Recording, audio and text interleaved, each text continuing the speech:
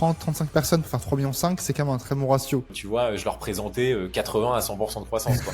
Et ce qui est drôle, c'est qu'on les faisait. Ou alors, si on les faisait pas, c'était genre, on faisait 60, 65 au lieu de 70, 80. Au moins, on s'en fout parce que on sait qu'on a été droit dans nos bottes et derrière, tu vois, mieux vaut ça qu'un client qui rentre et qui te churn au bout de 2 mois. Une agence qui se prépare pas à l'IA dans ses process et dans ses offres, c'est une agence qui va mourir dans 2 ans. Du SEO traditionnel, du vieux de la vieille, avec un consultant qui utilise toujours les mêmes outils qu'il y a 5-10 ans, et c'est terminé. J'ai créé il y a 5 ans Grosse Room, juste avant le Covid, juste avant le confinement. D'ailleurs, justement, un peu pour la social proof, tu peux nous donner 2-3 chiffres? Pour moi, tu as 3 façons d'apporter l'IA au sein d'une agence. Sur la constitution des bases, peut-être que ton enrichissement et ton cleaning, il peut être automatisé. On avait fait un S1 2024 incroyable. Les meilleurs entrepreneurs dans les boîtes de services, c'est ceux qui arrivent à faire beaucoup avec peu. Comment t'organises ton switch du coup vers la partie inbound? Hard times create strong team create good times.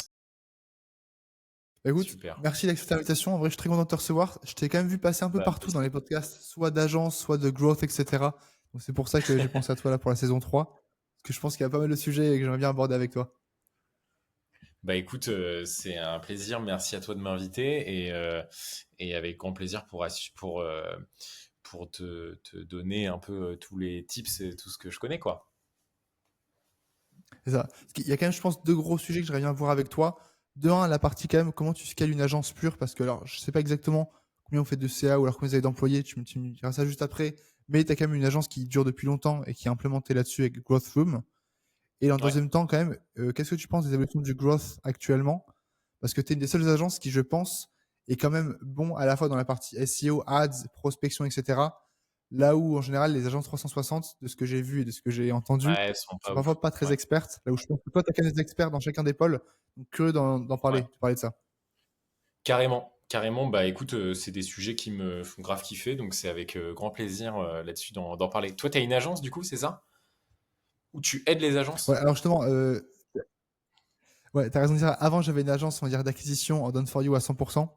Et en fait, il y a Ok. 4 mois, j'ai un peu switché avec toutes les demandes ont un peu changé et plus, on va dire, implémentation, genre accompagnement un peu hybride en mode done with you et des systèmes déjà faits.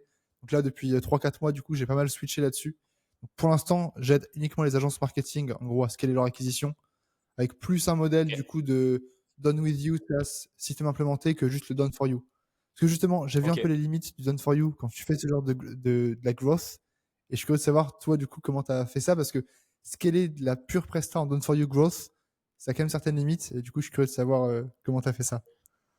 Ok, bah grave, bah on en parle pendant le podcast, du coup, c'est ça? Ouais. Alors, c'est possible. En général, en fait, le gars qui monte les épisodes, il met une intro très courte. Donc, c'est peut-être qu'il a déjà mis l'intro, en vrai, pour te dire. Peut-être que ça a déjà commencé. Ah, En là, fait, j'ai remarqué que, là, le podcast a commencé? en fait, dans tous les cas, ça enregistre. J'ai remarqué qu'en fait, dès que je fais des intros propres, les gens drop au bout de 20 secondes. Alors que quand je fais les intros un petit peu, entre guillemets, comme si c'était un call, la rétention est Ouais. beaucoup plus importante. Donc, je verrai ce Alors, qu'il fait, mais c'est possible que ça ait commencé déjà un peu avant.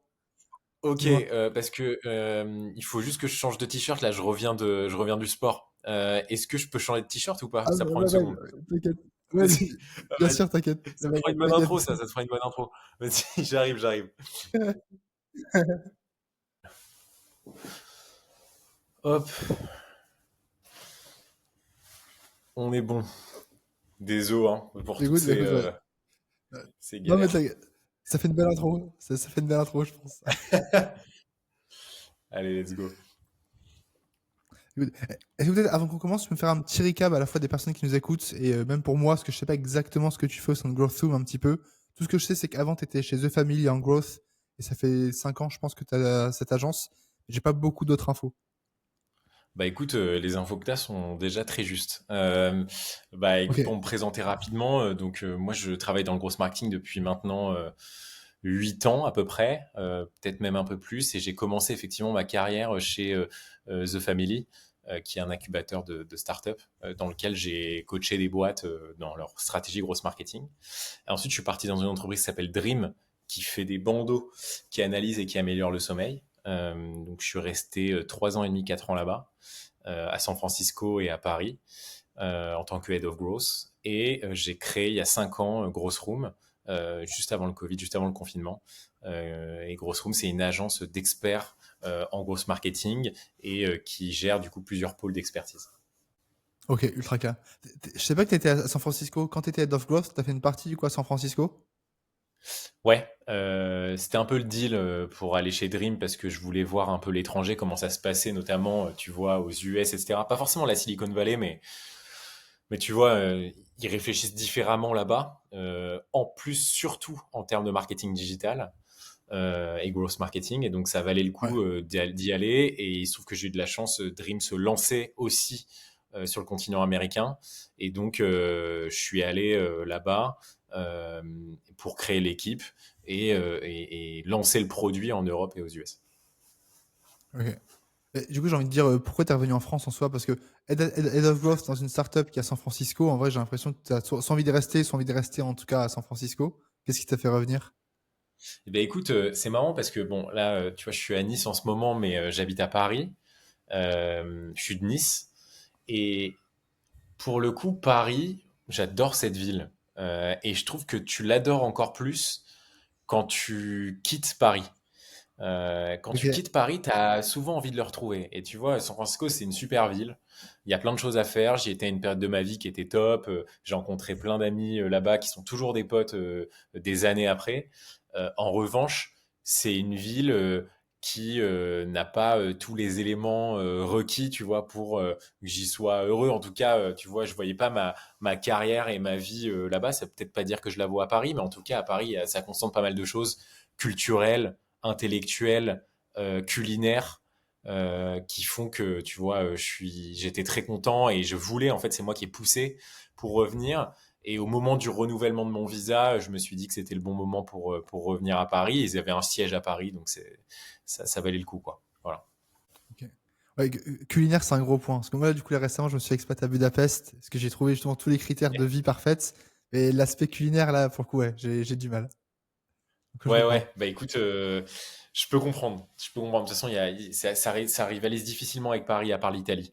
Et donc, tu vois, même au-delà de l'aspect culinaire, l'aspect business en tant que tel, à Paris, tu as vachement d'opportunités aussi. Faut les chercher, peut-être même un peu plus qu'aux US, mais, euh, mais elles y sont, quoi. Après, quand tu es entrepreneur dans la tech, effectivement, c'est plutôt intéressant d'aller aux US pour monter sa boîte, que ce soit au terme au gré des relations que tu peux développer là-bas, mais aussi des invests, etc. Là, il se trouve que j'étais salarié dans une startup et en plus de ça, derrière, j'ai entrepris plutôt dans une agence, donc une boîte de service. Donc, il n'y avait pas Ouais. forcément d'intérêt pour moi, tu vois, de rester à San Francisco. Ok, ouais. D'ailleurs, justement, un peu pour la social proof, tu peux nous donner deux, trois chiffres ou pas sur Growth Room? Je sais pas ce que tu partages, employés, Ouais, bien CA, sûr. clients, etc. Écoute, grosse room, 5 ans d'existence, immatriculé un peu avant, mais je me suis mis full time à partir de début 2020, donc 5 ans d'existence. Ok. On est 35 personnes, on fait aux environs de 3,5 millions de CA, euh, et on a 4 pôles d'expertise. Un pôle ads, dans lequel on gère toutes les régies médias pour les clients, avec la partie tracking. Un pôle outbound dans lequel on met en place tout le dispositif de prospection commerciale, donc notamment par LinkedIn et par email. Un pôle RevOps dans lequel en fait on va gérer toute la partie structuration, marketing en fait d'une boîte et la relation entre la partie commerciale et marketing, notamment au gré d'outils comme les CRM, notamment Spot Clavio, ou alors des outils de paiement comme Stripe, etc. Ou des outils, tu vois, de communication comme WhatsApp. Euh, et derrière, on a un dernier pôle qui est le pôle SEO, dans lequel on fait de la SEO traditionnelle et de la SEO IA pour apparaître sur les LLM. Voilà. Ok. Est-ce que tu as fait le calcul de ton CA par tête ou pas? Tu l'as en tête ou tu l'as pas? Écoute, en fait, il change beaucoup parce que typiquement là, tu vois, on a eu 4 arrivées en junior le mois dernier. Oui, ouais. Donc en fait, ton CA par tête, il change complètement parce que tes juniors, tu les staffes pas au départ. Donc ce qui fait que c'est un peu compliqué.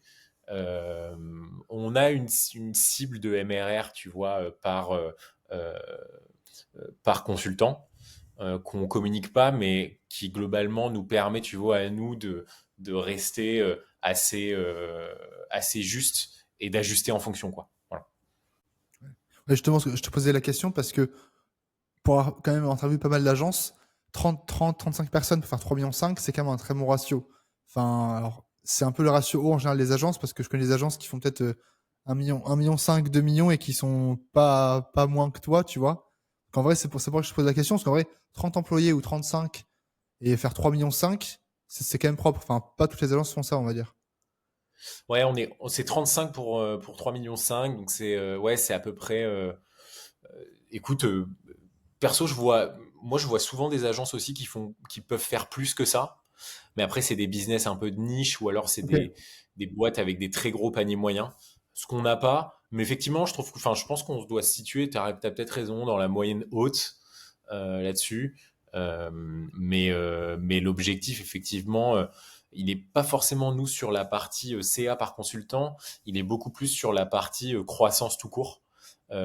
Tu vois, l'idée, c'est Ouais. vraiment de continuer à croître tout en consolidant les pôles qu'on a actuellement. Et comment tu les consolides? En injectant un peu, tu vois, structurellement plus d'IA, plus de process, plus de rigueur. Et du coup, c'est un peu notre premier objectif, quoi. Ouais. Justement, comment t'intègres l'IA au sein de tes processus? Alors bon, c'est une question large, mais en vrai, genre les use cases les plus concrets, on va dire, que tu as au sein de ta boîte. Écoute, en fait, pour moi, t'as trois façons d'apporter l'IA au sein d'une agence. La première, c'est de former les gens à utiliser l'IA. Parce qu'on pense tous savoir utiliser Ouais. l'IA, tu vois, notamment via ChatGPT, où en fait on fait une requête, derrière il nous donne quelque chose. Mais tu vois, ça va évidemment plus loin que ça sur quelle requête faire par rapport à quelle tâche, etc. Ça, c'est le premier point. La formation des gens pour qu'ils aient vraiment la knowledge de l'utilisation. Parfois, sur certaines tâches, ça va être mieux d'utiliser Claude ou Gemini que ChatGPT, tu vois. Donc ça, c'est le premier point. Ouais. Le deuxième, c'est sur la partie process, justement. C'est quand tu injectes, l'IA sur tes process pour aller plus vite et faire des tâches plus rapides. Est-ce qu'il y a des outils IA que tu rajoutes? Est-ce qu'il y a des agents IA que tu rajoutes, etc. pour améliorer la productivité et faire gagner du temps à tes consultants? Et le troisième point, c'est sur la partie plutôt offre, donc ce que tu offres aux clients. Et donc là, typiquement, quand je te parlais de la partie SEO, notre pôle SEO, nous, il n'y a pas un seul client qui nous demande pas de faire du SEO sur la partie LLM, tu vois. Donc, tu vois, Ouais, c'est sûr. on est en train de bosser un process qui nous permet, tu vois, d'apporter de la valeur aux clients pour qu'ils puissent apparaître sur l'LLM. Donc voilà, c'est sur ces trois points, je dirais, tu vois, que tu peux intégrer l'IA dans une agence. Ok. Et tu vois, un point de vue un peu concret, parce que c'est un peu plus mon expertise, pour la partie prospection commerciale, par exemple, au-delà du fait d'intégrer de l'IA, on va dire, dans tes campagnes en tant que telles, et juste de faire des variables IA, c'est quoi les types d'IA que tu pourrais intégrer pour faire, on va dire, gagner du temps à tes consultants? Écoute, sur la partie outbound, c'est le plus gros sujet chez nous sur la partie IA. Euh, pour moi, tu as trois phases sur la partie outbound. C'est la constitution de ta base, la gestion de Ouais. tes campagnes, ensuite, donc la gestion de tes séquences, tes campagnes, etc. Donc, pardon, je repars sur un truc. La constitution et le refresh de ta base, parce que forcément, tu vois, tu vas devoir la twister, Ouais. etc. Ouais. Et l'enrichissement, tout ce qui est avec. Ensuite, tu as la partie séquence, envoi, modification des campagnes, copywriting, etc. Et ensuite, tu as la partie optimisation et canaux. Par quel canal, en fait, tu vas les contacter. Et en fait, sur ces trois parties-là, tu as une façon ou une autre d'injecter de l'IA, tu vois. Dans le sens où sur la constitution des bases, peut-être que ton enrichissement et ton cleaning, il peut être automatisé par l'IA, ce qui est normalement déjà le cas. Sur la partie constitution, scrapping, un peu moins, mais on a déjà des outils qui nous permettent d'automatiser à fond. Tu connais les Apollo, etc. Ça Ouais, te permet quand ça même arrive, ouais. d'automatiser pas mal. Ensuite, sur la partie séquençage, bah là, tu vois, nous, on utilise vachement, on est partenaire de Walaxy LMlist. Typiquement, eux commencent déjà à intégrer ce genre d'action là-dessus. Mais on est ouvert, tu vois, à des outils IA qui nous permettraient de setup des campagnes plus rapidement ou de faire des copywriting beaucoup plus adaptés rapidement, etc. Parce que pour le coup, le copywriting, on voit quand même que quand on le fait à la main, on est meilleur, pour l'instant encore, même si on pousse le truc. Ouais. Donc voilà. Et le troisième, c'est la partie optimisation des canaux. Et ça, en fait, effectivement, les gens reçoivent de plus en plus d'emails, de plus en plus de messages LinkedIn. À quel point on est capable de pouvoir trouver d'autres canaux qui vont nous permettre de prospecter. Et ça, je t'avoue, j'ai pas encore la réponse à la question. Ouais, ça c'est la grande question, je pense, quand tu fais de l'outbound, je me la pose aussi, mais j'ai pas encore trouvé de bonne réponse. Pour la Ouais, partie j'imagine. segmentation, je suis d'accord qu'en soi, aujourd'hui, c'est tellement, enfin, tu peux tellement faire ça rapidement que j'ai testé deux, trois logiciels qui, avec un prompt IA, te font une liste de personnes, mais en général, le problème, c'est que c'est tellement accessible que du coup, tout le monde a la même Ouais, base de données. Et là, du coup, bah, tu prospectes tout le monde pareil et ça marche pas tellement. Mais ouais, je suis d'accord. ouais, Et, bon, petite ouais, je question, suis alors, d'accord. ça, c'est très, très niché, mais tu vois, tu as dit, on est partenaire Lemlist et Wallaxy, du coup, on utilise les deux. Dans quel cas tu préfères Wallaxy à Lemlist? Parce que, alors je dis ça, c'est pas parce que je suis proche de Lemlist, mais j'ai l'impression qu'en vrai, tout ce que fait Wallaxy, Lemlist le fait et fait d'autres choses à côté. Et moi, je suis quand même un peu pro Lemlist. Dans quel cas Wallaxy est meilleur? Parce que, et tu peux me dire qu'il n'y en a pas ou alors que tu en as un peu n'importe, mais je suis curieux. Euh, Écoute, c'est difficile pour moi de parler des deux différences, qu'on est partenaire avec les deux. Ce Ouais, mais que je sais, la ça peut être principale, piège, t'es pas obligé de répondre, hein. Je la sais que c'est un peu principale touchy, diff, t'inquiète. en vrai, la principale diff, elle est sur l'emailing. Euh, Ouais, euh, sur la partie email, enrichissement, etc., forcément, l'Emlist, en fait, a une suite de solutions qui est bien plus complète. Là où sur la partie LinkedIn, c'est le cœur de métier de Wallaxy. Donc forcément, tu vois, c'est là où ils sont extrêmement compétents. Donc en fait, je trouve que c'est des solutions qui peuvent se compléter. Et il y a un point qui est hyper important pour une agence, c'est les programmes partenaires. Non seulement par rapport à ouais, toi, est-ce que tu as accès à des features en avant-première? Est-ce que tu peux avoir un support un peu privilégié? Est-ce que tu as une commission d'affiliation quand tu lances un client dessus et que tu lui set up? Est-ce que tu peux aussi avoir des réducs pour tes clients ou des réducs pour toi? Enfin, tout ce programme partenaire, les deux sont. Alors, Wallaxy était déjà hyper bon là-dessus. Et Lemlist a rattrapé vachement de son retard, notamment l'année dernière. ouais, Ils ont notamment une fille là-bas qui s'appelle Lily Bess, ouais, qui bien sûr, a ouais. mis en place tout le programme partenaire. Et franchement, du coup, ça cartonne maintenant. Donc, les deux, en fait, sur ça, sont hyper bons, quoi. Ouais, 100%. Ouais. À ce sujet, j'ai fait un podcast il y a 3 jours avec Nils de Emelia qui me disait que lui, justement, était en train un peu de faire pareil parce qu'il voulait implémenter des partenariats avec des agences parce qu'en vrai, c'est quand même ce qui marche vraiment très bien. Lui, il n'est pas encore au Carrément. niveau de Wallaxy et LinkedIn, c'est ce qu'il a. Enfin, lui, c'est différent, il a une petite team, il en parle dans l'épisode. Mais ouais, 100%. Ouais, et tu as un autre outil qui s'appelle Zelic, qui est très bon aussi sur la partie partenariat, d'ailleurs. Ok, ouais, 100%. Parce que j'ai fait. Bah, attends, j'ai l'impression que je fais un podcast avec tout le monde parce que j'ai fait un podcast aussi avec Dorian, du coup, de Zelik. Moi, je l'ai Ok, compris comme plus, on va dire, une plateforme de 360. Enfin, lui, son but, enfin, oui. lui, il veut faire 1 milliard en 2028. Enfin, est ultra pushy là-dessus. J'ai pas encore compris exactement leur positionnement en mode est-ce que c'est plus un concurrent LMList, est-ce que c'est plus un CRM un peu optimisé. Donc, mais oui, je pense qu'ils sont un peu agressifs là-dessus sur les partenariats. Si tu veux, en fait, il cible beaucoup plus les commerciaux en tant que tel, là où l'Emlist, il va quand même cibler des fonctions marketing, growth marketing et sales. Ouais. Tandis que Zelig, vraiment, il veut que ce soit l'outil de poche pour les sales pour qu'ils puissent faire tout leur travail de prospection eux-mêmes, tu vois. Et clairement, ça marche. Et là où ils ont pris un parti pris assez intéressant, c'est que, tu vois, les coûts d'enrichissement de téléphone, par exemple, les moins chers, ils sont sur Zelig. Ouais. Et nous, tu vois, on a commencé à utiliser Zelig grâce à ça, tu vois. Ouais, c'est Donc voilà. 100%. Ouais. J'ai une question un peu particulière parce que ça fait quand même 5 ans que tu développes l'agence et tu l'as quand même scale, on va dire, en truc. Enfin, t'as des agences qui ont été beaucoup plus rapides et d'autres plus lentes, mais tu vois, genre 5 ans, tu l'as scale à 3,5 millions. Une agence classique, c'est quand même pas mal. J'ai fait ce qu'en ce moment, c'est ma période un peu où j'enchaîne tous les podcasts là en cette fin juillet. Hier, j'ai fait un podcast avec Jules Gardère qui me disait, du coup, il me parlait de leur CA. Il me disait que lui, selon lui, la vallée de la mort, c'était vraiment entre le 1,5 million et 3 millions. C'était relativement facile de faire une boîte qui faisait un peu plus d'un million, très compliqué de passer le cube des 3 millions. Et une fois que tu passais les 3 millions, ils jugeaient que c'était plus compliqué. Et eux, du coup, ils étaient en train d'essayer, on va dire, de passer ça. Toi, est-ce que tu as eu 2, 3 barrières comme ça? Peut-être 1 million, 2 millions ou 3 millions? Écoute, c'est intéressant ce que tu me dis parce que effectivement, on m'a toujours parlé d'un plafond, notamment à 2 millions. Effectivement, donc c'est ça, Ok. c'est ce que tu dis, je pense. Ce plafond, écoute, nous, on l'a pas eu. On a été en Ok. croissance à plus de 40% chaque année depuis le début de la boîte. Donc on l'a pas eu. Mais je pense que tu as deux sujets qui sont importants. Le premier, c'est que structurellement, avoir une croissance à plus de 40% chaque année, c'est bien, mais il y a un moment où en fait ce sera juste structurellement moins possible. Enfin, c'est possible, mais en tout cas, ce sera moins sain de l'avoir. Pour quelle raison? C'est parce que quand tu scales une agence de 5 à 10 personnes, ta, ta satisfaction des clients, les NPS et tes process opérationnels changent pas des masses. Par contre, quand tu passes de 40 personnes à 80 personnes en un an, donc là, si tu doubles, par exemple, Ouais. euh, là, pour le coup, ta satisfaction, elle baisse grandement à mesure que tu scales.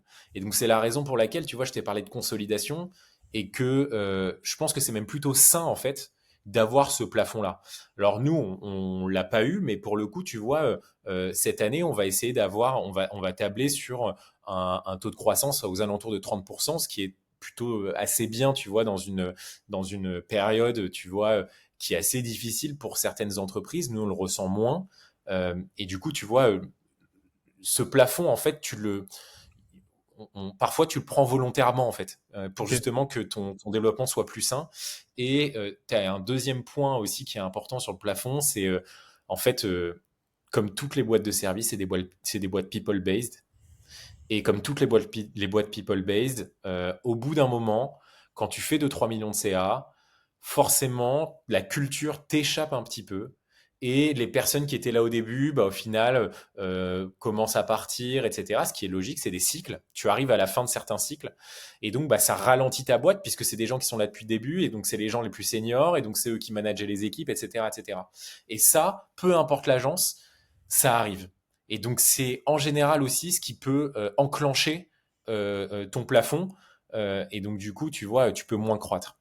Et donc c'est ces deux raisons-là qui font que tu as ce plafond-là. Nous, on l'a moins eu, mais tu vois, typiquement, on ralentit un peu volontairement notre croissance, quoi. Actuellement, là, tu ralentis volontairement? Bah, en fait, tout à l'heure, je te disais, nous, c'est la croissance qui prime. Ouais, c'est la croissance qui prime parce qu'on veut minimum, tu vois, 30% de croissance. Hmm. Mais les objectifs qu'on a présentés à la boîte, ils sont entre 30 et 40. Alors qu'avant, tu vois, je leur présentais 80 à 100% de croissance, quoi. Et ce qui est drôle, c'est qu'on les faisait. Ou alors, si on les faisait pas, c'était genre, on faisait 60, 65 au lieu de 70, 80. Mais là, maintenant, on est vraiment rentré dans une phase de consolidation, encore plus à l'ère de l'IA, où en fait, tu as plus envie de passer du temps à comprendre comment intégrer structurellement l'IA à tes pôles et à tes expertises et à former tes consultants, plutôt qu'à recruter à tour de bras en termes de business, à signer des clients à fond, quoi. Voilà.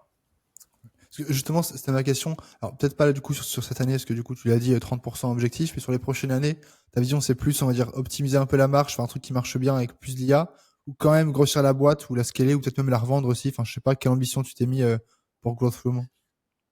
Écoute, une revente, c'est pas à l'ordre du jour. Euh, Ok. Parce que enfin moi je suis heureux de me lever le matin et d'aller travailler et ça se passe bien. Enfin tu vois, c'est marrant parce que je dis ça, euh, je l'ai dit il y a pas longtemps, mais en vrai, tu vois, c'est pas mal l'aventure humaine qui me fait kiffer et donc en fait, tant que je suis heureux de me lever le matin, ça me va et je continue en fait. Et la culture est plutôt au beau fixe, tu vois, dans la boîte. Donc, c'est pas un sujet. Et par contre, il y a vraiment une envie, effectivement, de continuer à faire croître la boîte. Tous les juniors qu'on a recrutés cette année et l'année dernière, de les faire grandir avec nous et d'en faire des piliers. Et du coup, de prendre ce tournant IA. Et pour moi, prendre ce tournant IA, ça veut dire, tu vois, arriver à une ère un peu agence hybride, où en fait, tu es une agence qui fonctionne quasi que par l'IA, mais avec des gens qui connaissent très bien non seulement le marché, le secteur, l'expertise, mais en plus de ça, savent vraiment bien parler à l'IA par rapport aux outils utilisés, quoi. Donc c'est un peu l'objectif là-dessus. Ok. Si tu arrives à faire ça, pour le coup, je t'invite volontiers dans le deuxième épisode parce que j'ai l'impression que beaucoup de gens essayent de le faire, mais j'ai pas encore vu d'exemple en mode tous ceux qui viennent de la partie agence veulent mettre de l'IA, mais comme c'est quand même pas leur cœur de métier, ils ont quand même du mal à faire une vraie boîte basée sur l'IA. Et ceux qui font Ouais. des SaaS, en vrai, c'est un modèle différent. Alors, je me suis pas trop renseigné aux US, mais je sais pas si c'est un exemple en tête d'agences de services purs qui ont vraiment bien intégré l'IA. Parce que j'en ai pas tellement en Mais tête en là fait, quand j'y réfléchis. mais c'est ça qui est chambé, c'est que t'en as aucune. Mais Ouais, parce mais que c'est trop tôt. d'accord. Ouais. Et c'est ça qui fait que c'est un tournant. Parce que si tu arrives trop tard, globalement, soit tu gagnes peu de croissance, etc., soit tu perds. Mais là, en fait, ce qui est marrant, c'est que tu es au début de ce tournant-là. C'est pas un marché winner takes all parce que ça se saurait dans le conseil, mais tu as un tournant enfin, énorme dans la partie conseil. Et donc, moi, je pense qu'il y a des boîtes qui peuvent émerger. Par chance, les boîtes qui sont plus au fait sur la partie IA, c'est souvent les boîtes qui sont jeunes, qui n'ont pas une masse salariale très grosse encore et qui sont véloces, ce qui est le cas, et j'ai de la chance, tu vois, de Grosse Room. Mais c'est justement le fait que, tu vois, l'IA n'est pas encore assez mature pour switcher une agence complètement là-dessus. En revanche, les réflexions peuvent commencer, les outils peuvent commencer à être développés et les strats peuvent tourner, tu vois. Et c'est ça qui est intéressant. Maintenant, effectivement, si tu me demandes, ouais, demain, tu switches Grosse Room sur l'IA, j'ai un plan en tête, mais ça se trouve, il sera caduque dans 6 mois et je te dirai pas du tout la même chose, tu vois. Ouais, c'est sûr. Donc voilà. Tu as dit entre les lignes que tu ressentais que les gens avaient un peu moins de budget, mais que toi, au sein de ton agence, on va dire que tu ne ressentais pas beaucoup. C'est quoi un peu ta Ouais, vision là-dessus? Parce qu'effectivement, pour accompagner beaucoup plus d'agences marketing qui, je pense, sont un peu plus petites que toi, enfin, j'ai l'impression que tout le ouais. monde me dit quand même, ils ressentent que bon, cette année, putain, les gens ont moins de budget, ou alors soit ils ont peur de plus dépenser, ils ont moins de budget qu'avant. Tu le ressens ou pas? Franchement, je vais être très franc avec toi, pas du tout. Tu peux Mais dire en non, fait, hein. C'est beau. le premier quarter, ça a été le cas, ça a été la première raison de mes commerciaux de dire ouais, c'est dur en ce moment de convertir, la crise, etc. Et pour le coup, la crise, on l'a vraiment ressenti au S2 2024. On avait fait un S1 2024, Ok. mais incroyable. Je m'en souviens, on était parti en séminaire. Euh, on avait annoncé les chiffres, on était au-dessus des offres, c'était trop cool et tout. Finalement, on est bien redescendu sur le S2. Ça nous a quand même permis de closer l'année en bonne croissance, mais le S2 n'était pas aux objets. Mais parce qu'en fait, la crise, elle a eu vraiment un impact sur certaines boîtes. Et nous, on avait une façon de se développer qui était très outbound. C'est-à-dire, on allait chercher les clients. Et en fait, on a switché sur le S2, justement, sur une façon de se développer inbound. Donc, il y a eu le S2 de transition Ouais. et le début du S1 2025. Et au final, là, ça cartonne, mais pas que parce qu'on s'est mis sur de l'inbound, aussi et surtout parce qu'en fait, le marché s'est vachement réveillé depuis avril. Et la période est très forte, en fait, en ce moment. Euh, Est-ce que c'est parce que les boîtes se bougent un peu et se disent ouais bon il y a un moment il faut qu'on arrête d'avoir peur, il faut qu'on fasse de l'acquisition, ou il faut qu'on fasse du market, ou il faut qu'on fasse du branding, et donc du coup elles contactent des agences. C'est peut-être et probablement ça, mais en tout cas ce qu'on voit c'est qu'il y a un gros pic d'activité, et d'ailleurs le mois de juillet là on est en train de le closer et ce sera probablement le plus gros de la boîte. Ok. Mais parce que en fait, tu vois, on sent que le marché est moins tendu en ce moment. Après, tu me reparles en septembre, ça se trouve, je vais te dire ouais, c'est une galère en septembre. Tu sais jamais, c'est un peu les montagnes russes malheureusement avec la crise, quoi. Ouais, 100%. Comment t'organises ton switch du coup vers la partie inbound en l'occurrence? Enfin, comment t'as structuré ça? Ouais. Bah en fait, le premier point, c'est qu'au départ, on s'est vachement mis sur du cold call, notamment l'année dernière. Et en fait, et un peu au début de cette année, on avait une team de sales où sur les 5 personnes, tu avais 3 personnes qui étaient uniquement dédiées au call. En full Et en time? fait, on générait. Ouais. En fait, tu Ouais, avais vache, ok. deux alternants et un CDI full-time. Et en Ok. fait, on avait généré mais full lead. Et même quand on avait des bases hyper quali, c'est notre métier. Donc en fait, on a des bases hyper quali. Et au final, les leads eux-mêmes, quand on leur parlait derrière, on faisait des rendez-vous, ça convertissait pas, quoi. Et donc, tu Ouais. avais vachement de sujets là-dessus. Et donc, on s'est dit que le loudband, en tout cas, la partie cold call, ça ne marchait pas pour nous, en tout cas. Et donc, c'est la raison pour laquelle on a switché sur la partie inbound. Donc, on a réduit euh, pour avoir de l'efficience l'équipe sales, pour avoir uniquement des sales qui convertissent, qui closent. Et on a mis beaucoup plus de budget sur la partie inbound, c'est-à-dire les partenariats, la partie SEO, etc., etc. Et ce qui tombe bien, c'est que c'est notre expertise. Et donc, du coup, tu vois, notre job, là, il est beaucoup plus inbound et closing que outbound et travail du lead et éducation, etc. Ok. Si tu as deux, trois tips sur la partie comment tu dépenses en inbound, en vrai, alors, à part le SEO, je suis quand même curieux parce que justement, moi, j'avais entendu quelqu'un qui disait, en fait, dès que les gens ont un peu de budget à investir en acquisition, soit ils le mettent dans les outils ou de la prospection, soit du coup dans des ads. Et moi, justement, je suis en train de préparer là pour la rentrée, je me suis fait un budget que j'aimerais mettre uniquement dans la partie inbound, hors SEO. Et tu vois, avoir des trucs que peu de gens font, tu vas investir dans le contenu, soit dans des vidéos, soit dans des partenariats, soit dans des newsletters, je sais pas. Qu'est-ce que tu as fait, en point de vue investissement inbound, au-delà du SEO, entre guillemets, un peu classique? Écoute, tu as vraiment une partie euh, contenu qui est trop importante. Mais en fait, j'irais même un peu au-delà de ça. C'est si tu es capable d'avoir un process de contenu qui est vertueux, c'est là où normalement tu gagnes pas mal. Parce qu'en fait, pour t'expliquer, euh, la partie contenu, ça te prend énormément d'efforts, encore plus dans des agences, parce que des agences, c'est une boîte, tu vois, people-based, où c'est des consultants, en fait. Donc, t'as pas trop de fonctions support, en fait, dans une agence. Parce que ça te coûte beaucoup plus, au final, d'avoir des gens en com ou d'avoir... Et donc, du coup, tu fais moins de com. Et donc, ça te prend, toi, du temps. Et donc, c'est pour ça que ça coûte cher. Parce que ton temps à toi, en tant que CEO, il est complexe. En revanche, ce qui est intéressant, c'est quand tu trouves un moyen. Je viens de capter que j'avais un t-shirt froissé, donc j'ai changé de t-shirt en intro pour rien. Mais c'est pas très grave. Ça te fera une autre intro. Non, pour reprendre ce que je te disais, en fait, là où tu fais la différence, c'est quand tu arrives à avoir un système vertueux.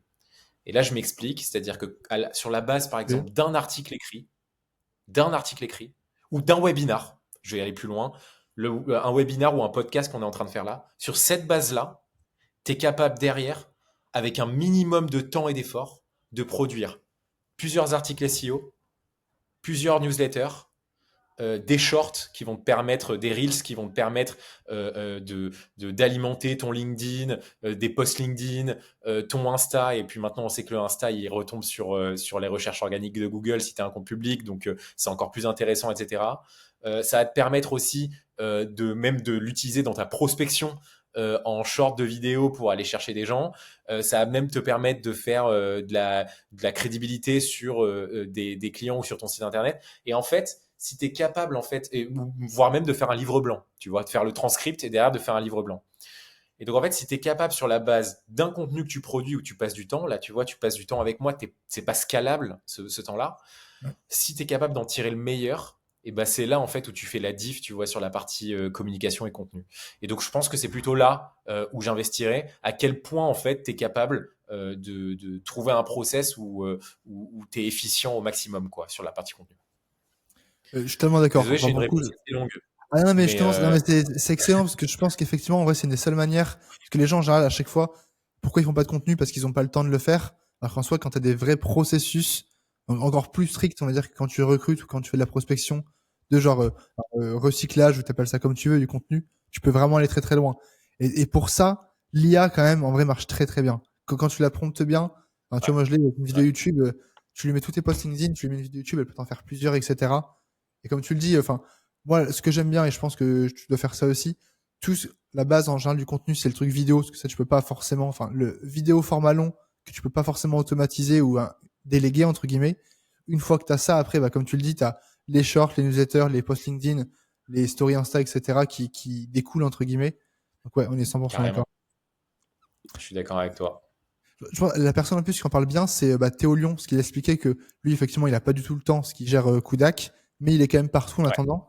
Et il expliquait que lui, c'est genre, il fait une vidéo YouTube, et avec ça, c'est genre, c'est fini pour la semaine, parce qu'il a genre 2 newsletters qui se font, des posts sur différentes chaînes, LinkedIn, etc. ouais, bien sûr.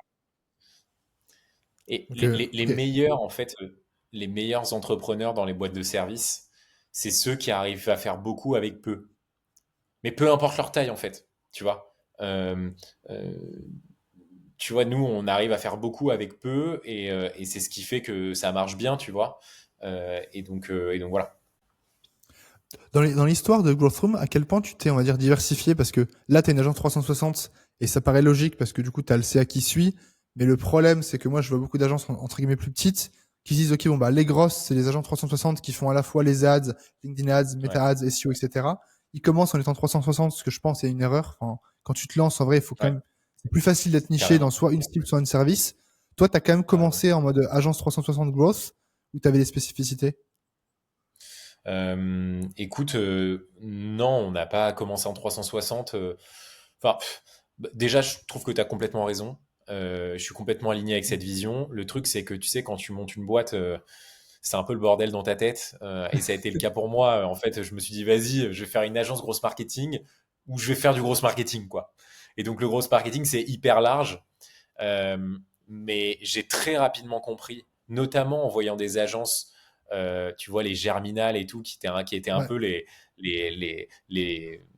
j'allais dire, ceux qui nous ont frayé le chemin là-dessus. Mais en ouais, fait, eux, ils ont échoué parce que, bon, ils ont aussi voulu productiser, mais mis à part ça, tu avais une satisfaction qui était très mauvaise, mais pas forcément que sur Germinal, mais tu vois, sur plein d'autres agences grosses. Pourquoi? Parce qu'en fait, c'est trop large.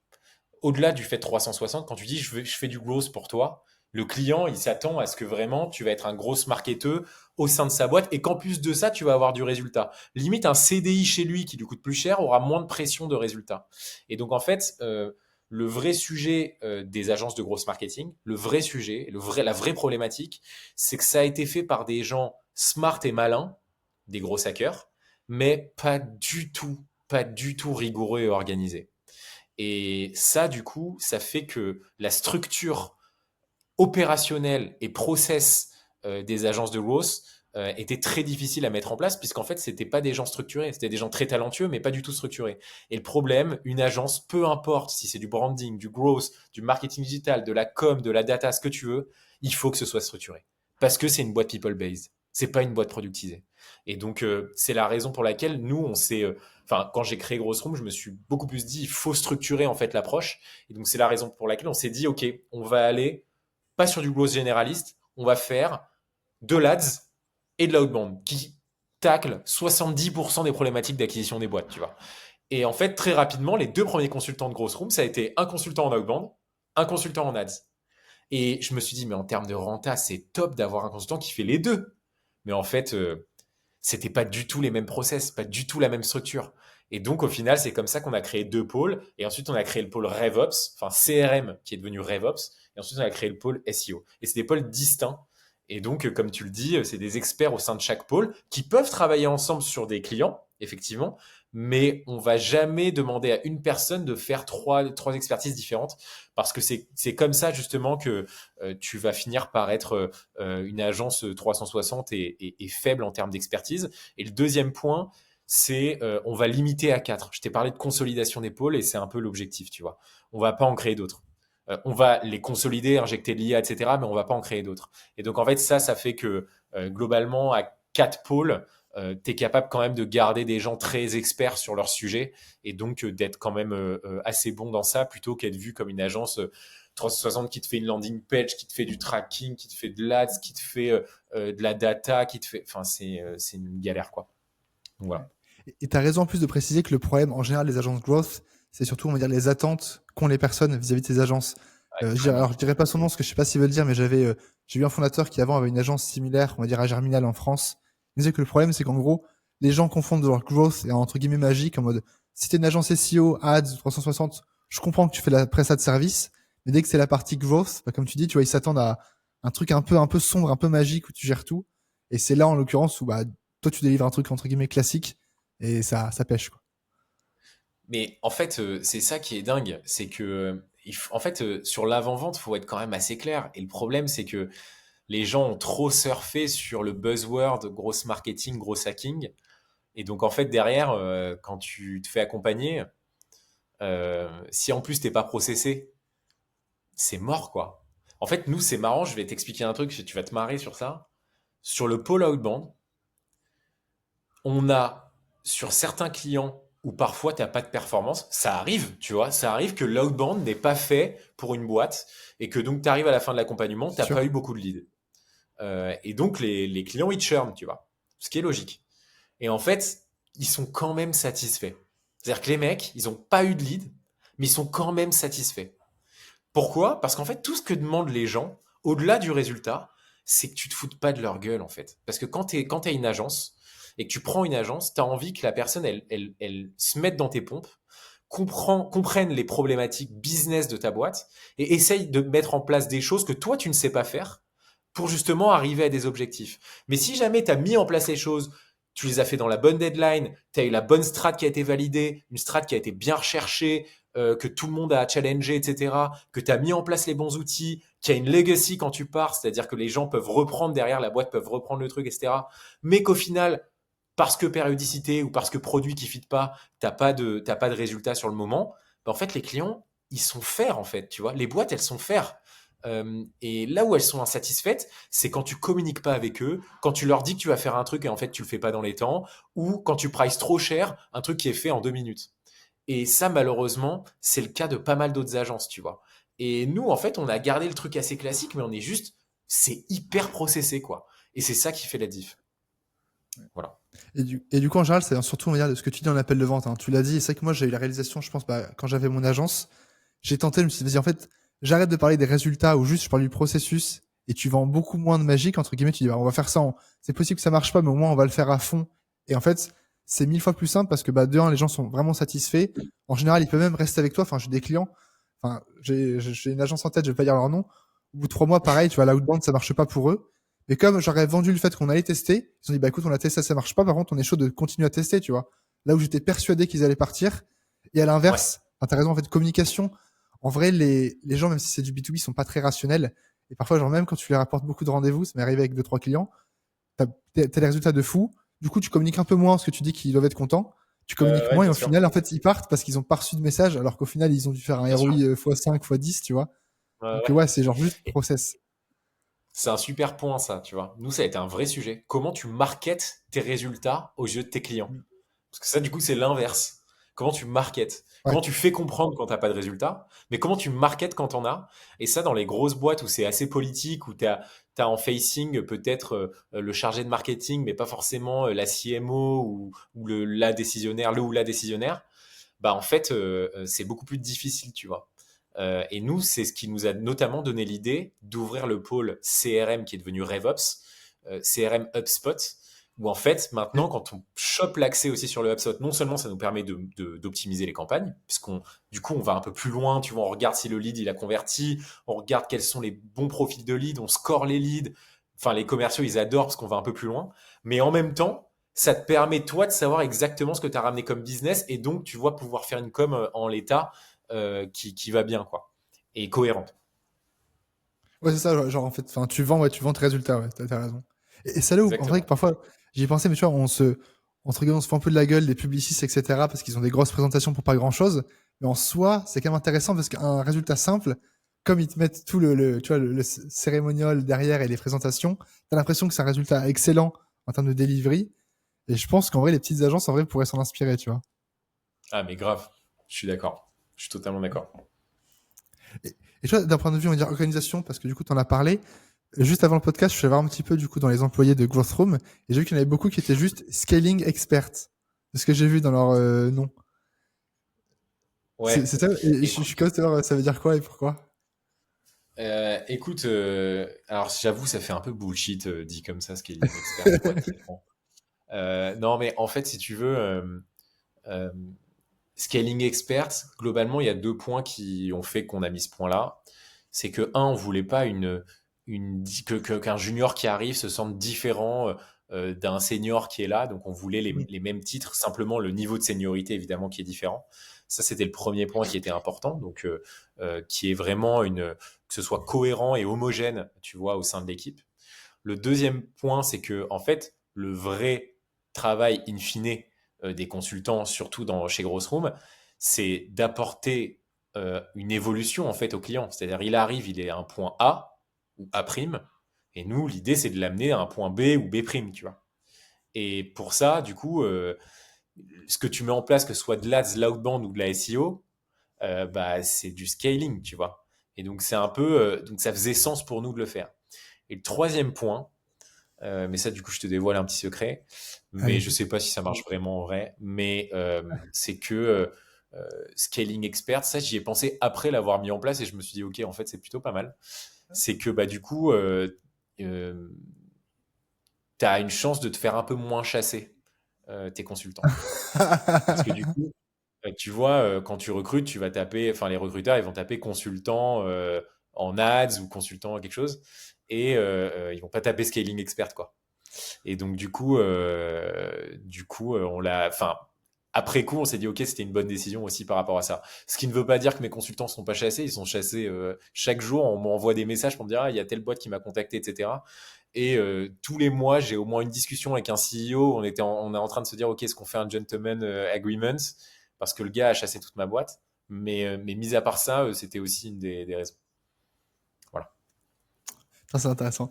Et justement, comment tu gères ça? Parce que c'est vrai que pour l'anecdote, là, récemment, je suis en train de recruter les prochains, on va dire, personnes au sein d'Offbound pour la rentrée et chercher du coup on Ouais. va dire, consultants growth, on va dire CSM, du coup, pour moi, on va de plus experts qui aident sur des sujets précis. Et récemment, j'ai fait ça il y a quelques jours et j'ai vu dans la liste deux, trois qui étaient du coup dans ta boîte. Bon, t'inquiète pas, je vais pas te les piquer, je les ai pas prospectés, mais je les ai vus passer. Et je me doute qu'en fait, enfin, les profils comme ça, en vrai, t'en as quand même pas beaucoup. Enfin, des profils bons en growth ou alors scaling, t'appelles ça comme tu veux. Et en CDI, en vrai, c'est quand même très très rare, ou en tout cas pas entrepreneur ou pas freelance qui veulent rester. Comment tu fais genre, tu fais du coup, comme tu l'as dit, des contrats genre gentleman ou attends, pas gentleman, je sais pas comment tu dis ça, gentlemates. Gentleman Ou agreements. ouais, Mais c'est en ça. fait, ou des clauses de non-débauchage aussi avec les clients. Ouais, c'est ça. Euh, Ouais, En fait, si tu veux, pour te dire, ce gentleman agreement, globalement, même si tu en as, ça t'empêche pas de te faire chasser des consultants. Globalement, en agence, euh, les annonceurs, ils vont toujours vouloir chasser en agence. Parce que c'est bien mieux pour eux. ouais, Ils ont des gars qui ont exécuté de ouf, qui ont aussi une prise de recul parce qu'en fait, ils ont diversifié leurs clients. Enfin, c'est magnifique pour eux en termes d'expérience, tu vois. Donc, tu te feras toujours chasser tes consultants quoi qu'il arrive. En revanche, ce que je remarque quand même, c'est que quand tu as une agence et que tu mets de l'effort dans la culture et que les gens se sentent bien, ont des bonnes perspectives d'évolution au sein de ta boîte, bah théoriquement, ils voudront pas bouger dans une autre agence, tu vois. Là, par exemple, j'ai déjà en tête, et je vais pas te dire un nom parce que je peux pas me faire des ennemis, mais vraiment, je sais qu'il y a des agences concurrentes à nous qui vont chasser chez nous, mais je n'ai aucune, aucune peur sur le fait qu'ils vont partir, en fait, les gens chez moi, parce qu'ils savent qu'en fait, ils vont retrouver le même taf dans une culture qui va être moins bien. Et donc, du coup, tu vois, c'est pas hyper intéressant pour eux. En revanche, chez l'annonceur, là, tu as une diff et ça dépend en fait de ce que le consultant veut faire. C'est-à-dire, OK, est-ce que en fait là, j'ai assez appris ou je me vois moins évoluer ou je veux pas manager parce qu'en fait, la vraie évolution dans une agence, c'est aussi le management. T'en as à qui ouais, ça botte de ouf et heureusement, on en a pas mal dans la boîte et t'en as qui veulent juste être expert en fait. Et si tu es expert, si tu veux juste être expert et pas manager, mais en fait, chez l'annonceur, tu peux être bien aussi. Et donc, quand tu as fini d'apprendre, en tout cas en agence. Et donc, du coup, là, en fait, tu peux même à salaire ISO, en fait, tu peux pas compete parce qu'en fait, c'est juste que la personne se voit pas dans ta hiérarchie plus tard, quoi. ouais. Et du coup, sur la partie, on va dire agence versus agence, concrètement, c'est quoi ta culture d'entreprise qui les fait rester? Parce que autant les juniors, ils sont en train d'apprendre, donc je comprends. Mais tu vois, le senior, ça fait de 2-3 ans qu'il est chez toi, et on lui propose en général un job avec augmentation de salaire ou 2-3 bénéfices. Concrètement, tu mets quoi en place pour les garder? Alors, clairement, comme je t'ai dit, les managers, c'est encore moins le cas que les juniors. C'est-à-dire que Ok. s'ils se barrent dans une autre agence, il faut vraiment qu'il y ait une vraie diff, par exemple, salariale. Parce qu'en général, s'ils partent, c'est qu'ils sont en fin de cycle. Et donc, Mhm. quand ils sont en fin de cycle, en général, ils partent pas dans une agence qui est ISO en termes de culture. Ils partent si vraiment ils ont des avantages de ouf. Par exemple, je sais pas, une agence qui fait du full remote et en fait, la personne déménage à Marseille et nous, on a nos bureaux à Paris. Tu vois, là, c'est une raison. Mais sinon, je pense pas que t'es, enfin, en tout cas, ou alors c'est très résiduel. Euh, et donc voilà. Et pour répondre à ta question, ce qu'on met en place sur la culture, il y a plein de trucs. Mais je pense que le point sur lequel j'insisterai, c'est le management bienveillant, en tout cas. Tu vois, genre, Ouais. on est transparent sur tout. Enfin, le management, il est hyper bienveillant. C'est-à-dire que les nouveaux, même, au bout d'un mois, ils nous disent de ouf. Enfin, le premier feedback qu'on a sur la boîte, c'est la bienveillance, quoi. Vous nous l'aviez dit quand on est arrivé, mais en fait, on capte à quel point ça l'est, quoi. Et ça, c'est ouf. Et du coup, on essaye de gérer ça dès le recrutement. C'est-à-dire que dès que je sens une once de malveillance, tu vois, chez les gens, je vais pas plus loin en tout cas sur mon round à moi. Et vraiment, on essaye de recruter des bonnes personnes plutôt que juste des personnes compétentes. Ça nous intéresse pas. Super intéressant. Ok. Ça marche. Je vois. Bah, écoutez, au moins les agences qui écoutent, ils savent qu'il n'y a pas besoin d'aller prospecter chez toi, ça marchera pas. Ouais. Écoute, bah, si ça peut en dissuader quelques-uns, je suis chaud. Aussi, alors, d'un point de vue concret, pour ça, t'es pas obligé de me répondre précisément, parce que je sais pas à quel point ce que tu peux partager. Le gros problème que je vois dans beaucoup d'agences qui font un petit peu du growth ou du 360, c'est comment ils gèrent leur propal et on va dire ce qu'ils proposent. En fait, t'en as classique qui balance du TJM. En gros, t'achètes 3 TJM par mois et tu vends ça. Toi, t'as quand même des pôles différents sans te demander de partager un contrat, tu vois, mais genre juste concrètement, comment tu structures la partie propale? Parce que je sais que t'en as qui font tu vas faire, on te vend 3 campagnes ou alors on te vend un TJM. Comment toi, tu gères ça? Écoute, franchement, nous, on est au TJM qu'on ramène au forfait, hein. C'est tout simple. Ok, C'est-à-dire ouais, qu'en le gros, classique. Ok. mais ouais, les clients, ils ont envie de voir un truc simple. Donc tu leur donnes un truc simple, c'est-à-dire qu'en gros, tu te dis, bon, bah, je suis à, je sais pas, à 700 de TJM, il me faut 3 jours pour faire cette mission en continu 3 jours par mois. Bon, bah, c'est 2100 € par mois. Et nous, on précise même pas le TJM, on dit juste, bah, c'est X euros par mois euh, pour faire cette Ok. mission-là. Derrière, il y a une négo ou non de la part du client où il veut en savoir plus, pas de souci, mais globalement, tu vois, et encore, ça arrive peu, mais globalement, c'est ça le point. Après, tu as un pôle qui est le pôle RevOps CRM, où là, t'as pas de recurring, c'est beaucoup plus du projet, et donc là, pour le coup, tu prices en jours. Euh, donc, par exemple, tu fais une mission de build en 3 phases. La première phase, elle va prendre 17 jours, la deuxième, elle va prendre 5, et la troisième, elle va prendre 7. Et donc, du coup, tu factures ça sur. Donc, c'est beaucoup plus complexe, mais c'est des plus gros projets. Euh, mais globalement, sur notre expertise à nous, il n'y a pas besoin d'aller plus loin, quoi, là-dessus. Ok. Ouais. D'ailleurs, c'est quoi tes clients? Alors, je pense que tu as pas mal de types différents, mais en gros, les grandes catégories de clients que tu as, ils ressemblent à quoi? Euh, Franchement, on a tout. On a des startups, des PME ETI et des grands groupes. Je ne suis pas avancé en me disant ça. Ok. Mais des grands groupes, évidemment, peu, mais en même temps, on va pas les chasser, tu vois. Quand on est sur un appel d'offres, en général d'ailleurs, on fait souvent bonne figure, voire on gagne, et c'est comme ça qu'on a eu nos grands groupes. Mais on n'est pas trop sur des appels d'offres de grands groupes, et ça nous va parce que globalement, les startups et les PME, c'est là où en fait tu vois, on va vite aussi dans des grands groupes quand les teams le permettent. Mais globalement, ouais, je Ouais. dirais que c'est les PME notre cœur de cible. Ok. Et pas forcément de secteur en particulier, tu vois. On sait qu'il y a des secteurs qui marchent moins bien, et donc ça, on va les refuser en sales. Euh, Par exemple, une Comme boîte lesquels? B2B une boîte B2B qui a un petit panier moyen et une audience de niche, ou en tout cas une audience en faible volumétrie, on va pas le prendre. Parce qu'on sait qu'en outbound, ça va pas marcher. Et donc, du coup, on préfère lui dire, bah, en fait, pour toi, c'est la partie SEO. On te propose SEO, si tu prends pas, nous, de toute façon, on ne te prendra pas en outbound. Donc, tu vois, on est hyper. Mais au moins, on s'en fout parce que on sait qu'on a été droit dans nos bottes et derrière, tu vois, mieux vaut ça qu'un client qui rentre et qui te churn au bout de 2 mois, quoi. Justement, maintenant que tu dis ça, ça me laisse penser à une question. On va dire, à quel point, on va dire, quels canaux sont adaptés à quel type de boîte? Alors, c'est une question très très large et bon, on me pose la question, parfois je sais pas trop quoi dire, mais il y a quand même des trucs que, bah, le SEO, c'est normal que si tu lances, je sais pas la meilleure, on va dire, meilleur canal, parce qu'il faut quand même voir long terme, avoir du budget. À l'inverse, la prospection, quand tu débutes, je pense que c'est quand même ce qu'il y a de mieux. En général, tu considères quoi à des types de boîtes différentes, soit tu vois, pour des agences, pour des boîtes, en mode est-ce qu'ils tentent tout d'un coup, ils voient ce qui marche, ou est-ce qu'en général, à chaque fois, ils commencent prospection, ads et ensuite SEO? Tu veux dire pour leur acquisition à eux ou Ouais, ça, pour les offres je pour les réfléchis, c'est vrai clients? que c'est un peu large. Alors, je dirais, qu'est-ce que tu conseilles à des personnes, on va dire, euh, comment ils peuvent savoir si tel ou tel canal est bien pour eux? Et je me rends compte que la question est un peu trop large.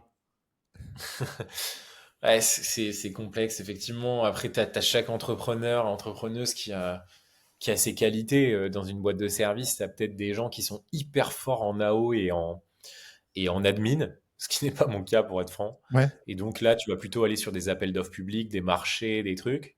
T'en as qui ont l'énergie pour faire plein d'events, faire du réseau, etc. Ce qui est aussi, moi, mon cas, pour être très franc. Ma jauge d'énergie à la fin de la journée, j'ai la flemme d'aller me faire un event, pour être très franc. T'en as qui sont très forts en outbound. Nous, ça a été le cas parce que ça a été enfin, tu vois, c'est notre expertise. Donc, on n'a pas été ouais, les cordonniers les plus mal chaussés.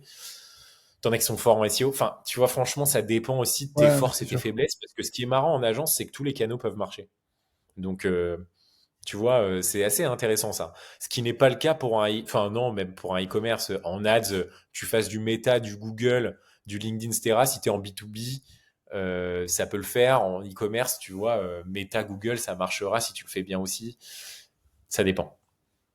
Ouais. Ah, c'est vrai que pour vous, par contre, ça, c'est un sujet intéressant. Surtout en agence, bah, tout marche. Genre, je pense qu'on a chacun en tête des agences qui ont scalé avec un seul canal, peu n'importe lequel c'est. J'ai fait un podcast, alors c'était la saison 2 avec Paul Darmas, qui avait une agence de site web sur Dubaï. Lui, c'est le réseau. En gros, il fait des events, il voulait faire un event toutes les semaines. Et le gars a scalé une agence à, je sais pas combien il est, mais à beaucoup actuellement. Et son truc, c'est le réseau, tu vois. Il fait que ça, pas d'ads, pas d'outbound, etc. Focus réseau.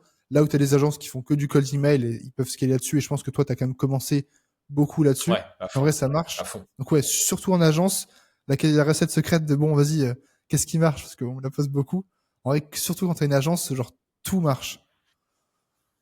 Bah, tout marche quand tu le fais bien, ouais. Et par Ouais. chance, il se trouve que nous, on avait une expertise à augmente, donc on le faisait bien. On l'a toujours. Et donc, nous, ça nous a permis de faire notre croissance les 4 premières années de la boîte. Et après, on s'est dit, bon, il faut qu'on prenne le relais avec la partie plus inbound. Et donc, on a lancé d'autres trucs, quoi, tu vois. C'est quoi ton gros défi du moment? C'est l'IA. Sans Ouais. hésitation, on en a déjà parlé, mais tu vois, enfin, c'est l'IA. En fait, ce que tu me disais d'ailleurs, tu me posais la question, tu me disais, ouais, si demain, c'est quoi le switch que tu ferais? Vu que j'ai la vision de ce que devrait devenir l'agence, mais j'ai pas encore les outils pour. Mais ils vont arriver, ces outils. Du coup, c'est assez frustrant, mais on travaille dessus. Et pour moi, en fait, une agence qui se prépare pas à l'IA dans ses process et dans ses offres, c'est une agence qui va mourir dans 2 ans. C'est une évidence. C'est une évidence. Et donc, 2 ans à ce point-là? c'est Parce pour qu'en ça. vrai, Ah, mais ça arrive beaucoup plus vite qu'on ne le pense. Vraiment.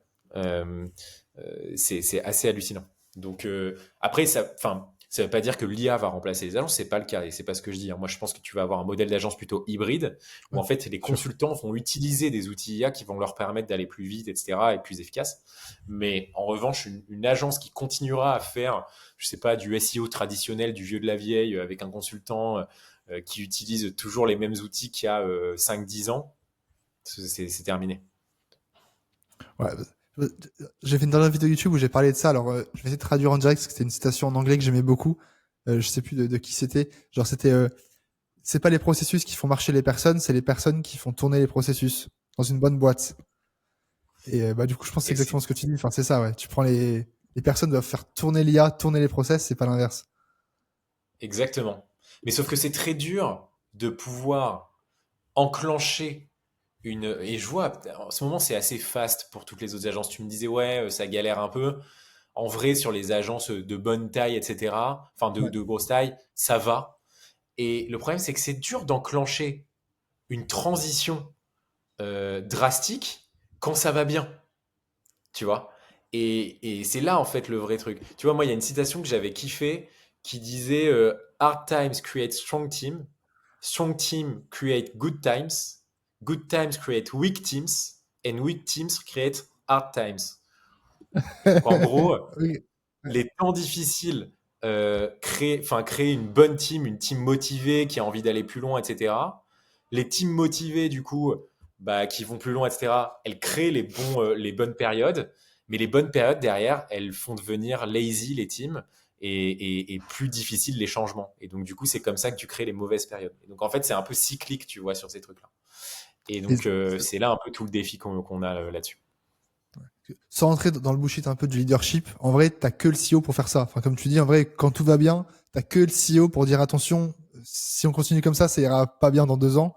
En vrai, à part toi, c'est vrai que personne peut le faire, donc t'as un peu enfin, pas le méchant rôle, mais en tout cas le rôle compliqué quoi dans l'histoire. Ouais, ouais, bah carrément. Enfin, c'est le cas, alors que tu vois tout va bien dans la boîte. Donc il n'y a pas de sujet, tu vois. Et en plus on part en séminaire en septembre, ça va être trop bien. Mais je garde en tête que tu vois, il faut qu'on reste en mouvement. Il faut qu'on reste en mouvement. C'est ça. Une boîte qui reste pas en mouvement, malheureusement, et c'est ce que je te disais sur la citation. En fait, elle veut dire ça. Une team qui n'est pas en mouvement dans une boîte, bah en fait derrière on va trop s'encrouter et on va finir par faire la même chose que ce qu'on fait maintenant, mais sauf que dans 2 ans ce sera obsolète. Donc voilà. Ouais, 100%. Bah, écoute, ouais, on pourra clore le sujet de l'IA là-dessus, mais c'est vrai que si vraiment tu craques ce sujet-là, je suis très curieux de te réinviter parce que j'ai l'impression que, enfin, tous les gens Avec autour de plaisir. moi, tous ceux qui sont dans le service B2B, ils savent que l'IA va tout changer, Mais au final, concrètement, tu vois, je parle des agences SIA, ce que tu fais, c'est tu mets un peu du N-Minten, tu mets deux, trois processus, l'admin, tu l'automatises. Mais concrètement, genre mettre vraiment le cœur de, enfin, pas le cœur de l'IA, mais mettre de l'IA partout pour vraiment optimiser ta marge ou alors on va dire, tes conversions et tes performances. Enfin, c'est vraiment compliqué pour le coup. Ouais, ouais, non, c'est clair. C'est clair. Je suis assez d'accord avec ça. Je suis assez d'accord. Et une question que j'aime bien poser, mais du coup, en l'occurrence, je pense que t'as déjà un peu répondu, c'était pourquoi t'as pas 2 fois, 5 fois, 10 fois plus de clients et c'est quoi ton goulot d'étranglement? Ouais, donc, tu m'as dit juste que volontairement, tu voulais les stabiliser, en gros. Donc, en vrai, je pense que t'as Ouais, pas de ouais. goulot d'étranglement en soi. Non, ouais, la limite, c'est le people. Il faut que tu recrutes Ouais. les bonnes personnes, il faut que tu les formes bien, il faut que ce soit des gens qui deviennent des piliers et qui se voient, qui se développent bien dans ta boîte. Pour moi, c'est ça le goulot. Enfin, en tout cas, c'est ça la limite. Et Donc, idéalement, ouais. on va dire, si on s'en fait un podcast, on va dire, dans 2 ans, t'aimerais que Growth Room soit où dans 2 ans? J'aimerais bien qu'on soit à 50 personnes, 5 millions de CA, Ok. 4 pôles qui ont intégré l'IA, fort. Et voilà, et avec pas un, mais 2 séminaires dans l'année, parce que du coup, on a envie de plus kiffer. Et voilà, je dirais Vous- ça. Ok. Vous allez le faire où, là, le séminaire, en septembre?